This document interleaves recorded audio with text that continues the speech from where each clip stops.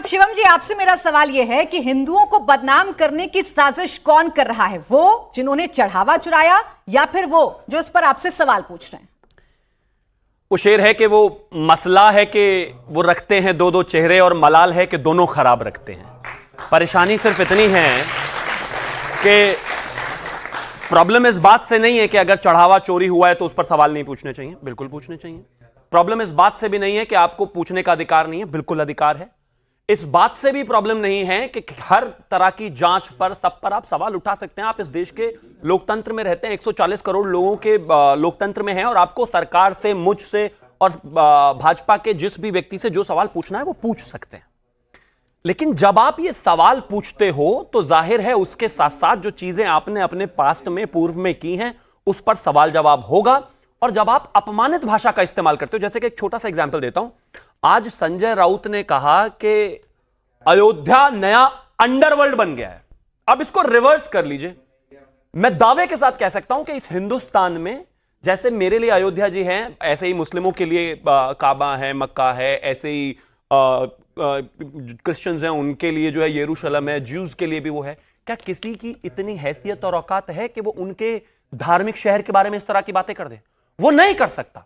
तो बस सिर्फ इतनी सी बात है कि आप सवाल चोरी पर पूछना चाहते हैं, आप पूछिए। आप कुछ भी कहना चाहते हैं, कहिए। आप हमसे जवाब मांगते हैं, मांगिए। लेकिन जो ये सनातन को अपमान करने का लगातार आपकी कोशिश है, जो श्री राम मंदिर बनने से पहले थी, जो लगातार कभी मंदिर नहीं गए, जिन्होंने कभी श्री राम की बात नहीं की, जिन्होंने हमेशा बाबर की बात की, वो वाला प्रयास कर रहे हैं, वो गलत है। अब देखिए, संजय राउत का आपने जिक्र किया। संजय राउत तो वो है ना जिन्होंने चंदा दिया है। वो तो कह रहे हैं करोड़ों चंदा हमने दिया है, लेकिन हमको रिसिप्ट नहीं मिली, हमको रसीद नहीं मिली। तो क्या सवाल भी ना पूछें? हम तो पूछेंगे ना कि श्रद्धा से अगर राम मंदिर में हमने चंदा दिया है तो उसका उपयोग कहां हो रहा है? अपनी अपनी प्रॉपर्टी बनाने के लिए हो रहा है या राम दरबार के लिए हो रहा है?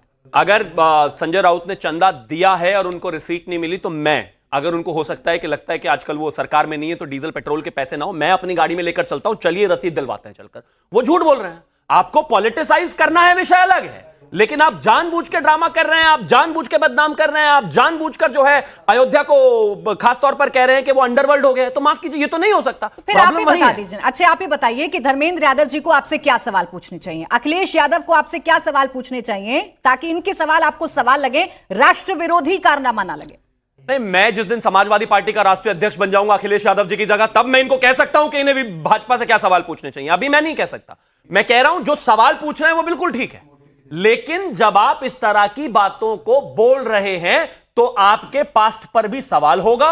आप जो अगर किसी अपमानित भाषा का इस्तेमाल करेंगे उसका भी सवाल होगा। आप उसके लिए भी तैयार रहिए। इतना पैनिक करने की जरूरत नहीं है। मैंने चंदा दिया है, मैं सवाल पूछूंगा, बिल्कुल पूछिए, लेकिन पलटकर मैं भी पूछूंगा कि आपने कह दिया था कि राम काल्पनिक है, आपने कह दिया था कि श्री राम मंदिर की कोई आस्था नहीं है, आपने लोगों में गोलियां चलवाई। जब मैं सवाल पूछ रहा हूं तो मेरे भी जवाब दीजिए। ठीक है। अब धर्मेंद्र यादव जी, हिंदुओं को बदनाम करने की साजिश क्यों रच रहे हैं? क्यों आप हिंदुओं को बदनाम कर रहे हैं, उनकी आस्था को बदनाम कर रहे हैं और राम मंदिर को बदनाम कर रहे हैं?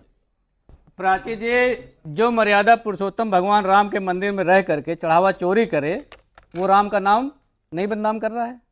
हम उस पर अगर सवाल खड़ा कर रहे हैं तो हम राम का नाम बदनाम कर रहे हैं। ये तो भारतीय जनता पार्टी का नैरेटिव है। रही बात चढ़ावा चोरी के जो पर्ची की बात है, जो कह रहे हैं कि हम अपनी डीजल भरवा के पर्ची लेकर आएंगे। 2021 में सिंधी समाज के लोगों ने 200 किलोग्राम चांदी की ईंटें दी थी और ये कहा था कि ये ईंटें मर्यादा पुरुषोत्तम भगवान राम के नींव में लगेंगी। 2021 में उनकी आस्था थी, उन्होंने काम दे दिए, बोले पर्ची आपको मिल जाएगी। चंपतरा से मिलकर भी आए, फोटोग्राफ्स खींचे हैं, पूरे सोशल मीडिया में घूम रहे हैं। और ये आरोप सिंधी समाज के लोगों ने लगाया है, देश विदेश से लोगों ने दिया, उनकी आस्था थी। उनकी आस्था को दरकिनार करके आज तक पर्ची नहीं मिली। शिवम त्यागी मुझे लगता है इस घटना को नहीं जानते। अगर इन पे संज्ञान आया होता तो पर्ची दे देते। दूसरी महत्वपूर्ण बात है कि जब चढ़ावा चोरी हुआ, चढ़ावा चोरी की घटना जब समाजवादी पार्टी ने 6 जून को उठाया, 7 जून को चंपतराय आते हैं, बोलते हैं कि मंदिर ट्रस्ट में ऐसा कुछ नहीं है, सब कुछ ठीक चल रहा है। और वही चंपतराय 5 मई को निजी सिक्योरिटी गार्ड को ले जाकर के, अनऑफिशियल पुलिस वालों को ले जाकर के, और उनकी निशानदेही पर बक्से के बक्से बरामद हो रहे हैं, जिसमें लिखा राम राज्य कोष और QR कोड लिखा हुआ है। आपने मर्यादा पुरुषोत्तम भगवान राम के नाम पर एक अलग से पैरेलल सत्ता खड़ी कर दी, उसका नाम भी रख लिया, उसके अकाउंट भी खुलवा लिए, QR कोड भी जारी कर दिया। इतना बड़ा लूट मर्यादा पुरुषोत्तम भगवान के राम के पैरों के सामने करने वाला सबसे बड़ा रामद्रोही है, सबसे बड़ा धर्मद्रोही है, सबसे बड़ा देशद्रोही है। और उसे सिर्फ जो कानूनी सजा है